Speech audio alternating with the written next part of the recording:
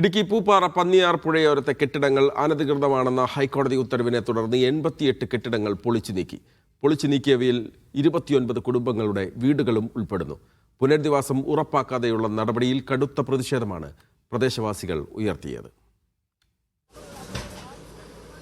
ഹൈക്കോടതി അനധികൃതമെന്ന് വിധിച്ച 88 കെട്ടിടങ്ങളാണ് പൊളിച്ചു നീക്കുന്നത്. ഇതിൽ 29 കുടുംബങ്ങൾ താമസിക്കുന്ന വീടുകളും ഉൾപ്പെടുന്നു.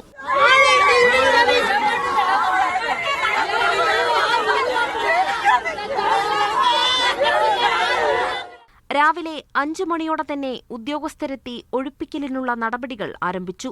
വൻ പോലീസ് സന്നാഹത്തിന്റെ സാന്നിധ്യത്തിലായിരുന്നു നടപടി പൂർത്തിയാക്കുമെന്നും പുനരധിവാസം ആവശ്യമുള്ള 12 കുടുംബങ്ങൾക്ക് ഇതിനുള്ള അവസരമൊരുക്കിയിട്ടുണ്ടെന്നും ജില്ലാ കളക്ടർ പറഞ്ഞു.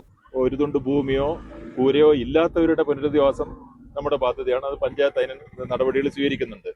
പന്നിയാർ പുഴയോരത്തെ ക്ഷേത്രവും പള്ളിയും അടക്കമുള്ളവയാണ് പൊളിച്ചു നീക്കിയത്. വിശ്വാസികൾ വൈകാരികമായാണ് ഇതിനോട് പ്രതികരിച്ചത്. കണ്ണീര് ഒളിപ്പിച്ച ഈ ആരാധനയാണ് പണിതത്. ഞങ്ങൾ പരിസ്ഥിതികൾ കണ്ണീര് ഒളിപ്പിച്ച ഈ ആരാധന പണിതത്. ഇത്രയും പെട്ടെന്ന് ഇവര് ഇങ്ങനെ ചെയ്യുമ്പോൾ നമുക്ക് ഭയങ്കര ദുഃഖം സാറേ. 65 വർഷങ്ങൾക്ക് മുമ്പായിട്ട് ഇവിടെ തുടങ്ങിയതാണ്. ഞങ്ങളൊക്കെ എൻ്റെ അച്ഛൻ്റെ കാലത്ത് യാതൊരുവിധ കരുണയും കാണിക്കാതെ ഞങ്ങളെ ഒറ്റ ദിവസം കാലത്ത് വന്ന് പൊളിച്ചു മാറ്റി എല്ലാത്തും തൂങ്ങി ചാവുള്ള മാർഗത്തിൽ മാത്രമേ ആക്കിയിട്ടുള്ളൂ.